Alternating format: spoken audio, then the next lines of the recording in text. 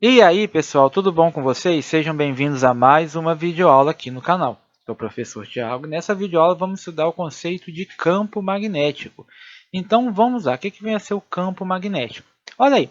Então, nós vimos que uma massa cria uma região de influência sobre outras massas, denominada campo gravitacional, que é descrito pelo vetor campo gravitacional G. A gente viu isso lá no primeiro ano, o campo gravitacional da Terra, né? Então, qualquer partícula, qualquer corpo que passa aqui nas proximidades do campo gravitacional da Terra, qualquer corpo que possua massa, né, ele vai ser atraído pelo campo gravitacional da Terra. Vimos também que uma carga elétrica estática cria uma região de influência sobre outras cargas, denominada de campo eletrostático, que é descrito pelo vetor campo elétrico E, que a gente já viu também no começo do ano. Estão lembrados disso? Então, já o ímã, por sua vez, também vai criar uma região de influências que são significativas tanto em outros ímãs, como também em alguns materiais, como ferro, cobalto, níquel e algumas ligas, né? A maioria metálica. Essa região de influência aí é denominada de campo magnético e que também vai ser descrita pelo vetor B. Então, o campo magnético é representado pelo vetor B. Então, olha aí. Então, a gente representa o campo magnético em cada ponto de uma região do espaço pelo vetor campo magnético B. Então, para determinar a direção e sentido do vetor B, nós usamos uma agulha magnética, né? O polo norte da agulha nos indica o sentido de B, do campo magnético, igual está aí nessa figurinha. Então, observe que o polo norte nos dá a direção e o sentido do vetor campo magnético, né? Agora nós vamos ver o conceito de linhas de campo ou linhas de indução. Então, aí, suponhamos agora um ímã e várias bússolas bem pequenas ao seu redor, todos sobre uma mesa de madeira, como mostra a ilustração a seguir. Podemos traçar linhas de um polo a outro do ímã, de modo que elas tangenciem as agulhinhas da bússola. Então, olha lá, tem um ímã e coloquei ali várias bússolas em torno, certo? Então, o que está acontecendo? A gente vai ter ali linhas de um polo ao outro, ligando o polo norte, o sul, sul-norte, de modo que elas vão tangenciar essas pequenas agulhas das bússolas, né? Então, olha lá como é que fica, por exemplo, a gente colocar ali malha de ferro, né? Seria um pó de ferro, como é que fica? Então, desse modo, o vetor B, campo magnético, né, que tangencia essas linhas em cada um de seus pontos, tem o mesmo sentido concordando com o das linhas. Olha lá. Então, se eu fizer isso aí, se eu desenhar cada agulhinha, eu vou ter uma linha fechada, certo? Então, esse vetor campo magnético que tangencia essas linhas em cada um de seus pontos vai ter o sentido concordando com essas linhas. Então, preste atenção no seguinte, na região externa a um ímã, as linhas de indução orientam-se do polo norte para o polo sul. E na parte interna vai ser do sul para o norte, parte externa norte para o sul, certo? E quais são as características dessas linhas de indução? A gente tinha lá no começo do ano, a gente viu o campo elétrico, as linhas do campo elétrico. Então, qual que vai ser as linhas do campo magnético? Quais são as características dessas linhas de indução?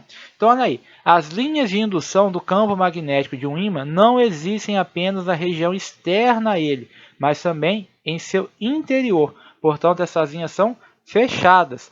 Então, observe aí nessa figurinha como na região externa ao ímã, a orientação dessas linhas foi convencionada de norte para o sul, elas vão se orientar de sul para o norte na região interna. E presta atenção no seguinte, as linhas do campo magnético são sempre fechadas. Como a gente viu na aula passada, não existe o monopolo magnético. Aí existe, lá fazendo uma comparação com o campo elétrico, a carga positiva e a carga negativa.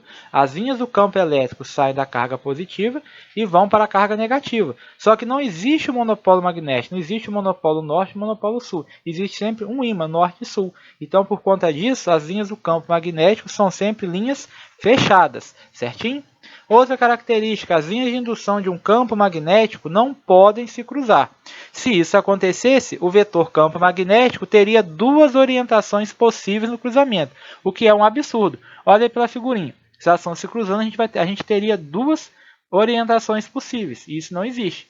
Isso daí vocês também se lembram lá com relação às linhas de força de um campo elétrico. É a mesma coisa, as linhas de campo elétrico, tanto as de campo elétrico quanto as de campo magnético, não se cruzam. E por fim, ao representar um conjunto de linhas de indução, a concentração dessas linhas, ou seja, a densidade de linhas, é maior onde o campo magnético é mais intenso. Então, se eu tiver mais linhas de indução, quer dizer que o meu campo magnético é mais intenso ali naquela região. Então agora nós vamos ver o conceito de campo magnético uniforme. Então o que vem a ser um campo magnético uniforme? Então olha aí. O campo magnético uniforme é aquele em que o vetor indução magnética B tem o mesmo módulo, a mesma direção e o mesmo sentido em todos os pontos do meio. Então, embora elas podem ser desenhadas em todos os pontos do campo, as linhas de indução de um campo magnético uniforme são representadas por algumas linhas retas paralelas entre si e igualmente orientadas.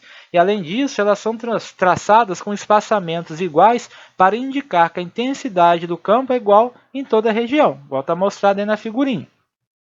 E presta atenção no que a gente tem em cima, aí, norte e sul. Ó.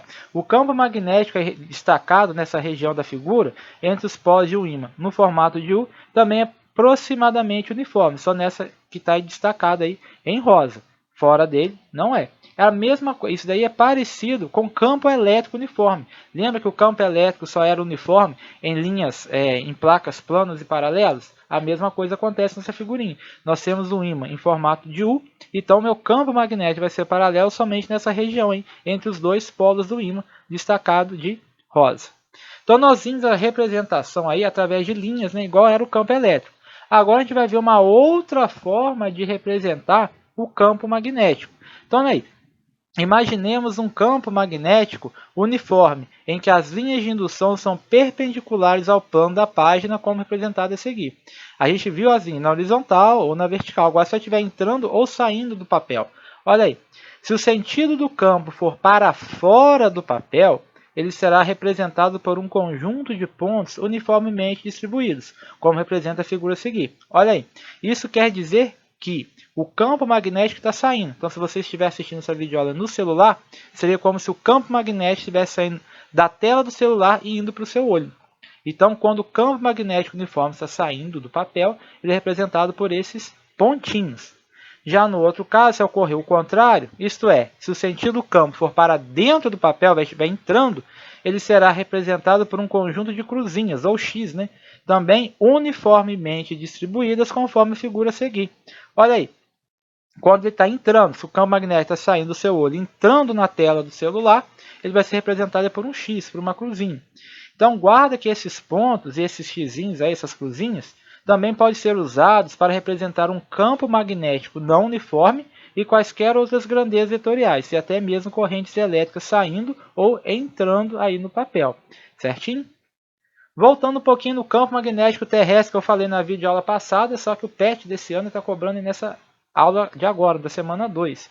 Então nós temos aí o campo magnético terrestre. Então, como eu já falei, a Terra, por ter uma grande quantidade de minério de ferro e por executar um movimento de rotação em torno do seu eixo, ela produz um campo magnético de intensidade considerável.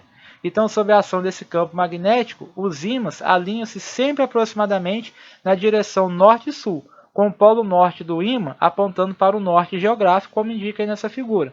E essa propriedade, como a gente já viu, que permite a construção de bússola, certo? Então, na figurinha, o polo norte geográfico da Terra, nós temos aí o eixo de rotação da Terra. Nós temos aí as linhas de campo magnético que mostram a direção de uma bússola apontando determinado local. E o polo sul geográfico da Terra é, na verdade, um polo norte magnético. E o polo norte geográfico, na verdade, um polo sul magnético que atrai o polo norte da bússola. Certinho? Terminando aí a nossa aula, ímãs permanentes e transitórios. Então, o que é um ímã permanente? Os ímãs permanentes são aqueles que, depois de imantados, continuam com os ímãs elementares orientados, mesmo que não estejam mais sujeitos à ação de um campo magnético. Até aquelas barrinhas, aqueles ímãs em formato de barra que a gente compra, a gente vê em alto-falantes, por exemplo, e dali é um ímã permanente. Ele sempre vai ser um ímã. Ele não perde o poder de imantação dele. Já os ímãs transitórios são aqueles que ficam com seus ímãs elementares orientados na presença do campo elétrico e perdem do campo magnético, e perdem a orientação na ausência desse campo. Isso acontece, por exemplo, com as moedas. Se você pegar, por exemplo, colocar um monte de moeda no ímã, depois você colocar uma moeda perto dessa outra moeda, essa moeda fica magnetizada. Agora, se você tirar essa moeda do ímã, ela não mais vai ficar magnetizada. Então, as moedinhas elas só ficam magnetizadas quando elas estão próximas de um ímã. Se você tirar ela perto desse ímã, ela não fica magnetizada. Ela seria um ímã transitório. E por fim, as propriedades magnéticas dos materiais. Lá na eletricidade, a gente viu os condutores e os isolantes. E no magnetismo, a gente tem as propriedades magnéticas dos materiais. Então, olha aí. As propriedades magnéticas dos materiais são classificadas de acordo com o seu comportamento quanto à imantação. Existem as substâncias ferromagnéticas. O que é uma substância ferromagnética? São aquelas cujos ímãs elementares se orientam facilmente quando submetidos à ação de um campo magnético. Por exemplo, ferro, níquel, cobalto e algumas ligas metálicas como aço. Por exemplo, aí a moedinha que eu falei, se você colocar a moedinha na presença de um campo magnético, ela vai ficar magnetizada. Então é uma substância ferromagnética. Já as substâncias paramagnéticas são aquelas cujos ímãs elementares não se orientam facilmente sob a ação de um campo magnético. E nesse caso aí, a imantação vai ser um pouco intensa, como por exemplo a platina, plástico, madeira, óleo, etc. Ou seja, o campo ali vai ser muito fraquinho. E por fim, as substâncias diamagnéticas são aquelas cujos ímãs elementares se orientam em sentido contrário ao vetor indução magnética, sendo, portanto, repelidas pelo ímã que criou o campo magnético, como, por exemplo, o bismuto, o cobre, o ouro, a prata, o chumbo, dentre outros. Certinho? Encerramos aqui mais uma videoaula. Peço a você novamente, ainda não é inscrito no canal, se inscreva. Se ficou com dúvida, deixa sua dúvida aí nos comentários que eu respondo. Curta aí o vídeo, compartilhe com seus coleguinhas de escola e até a próxima videoaula. Pessoal, forte abraço, valeu!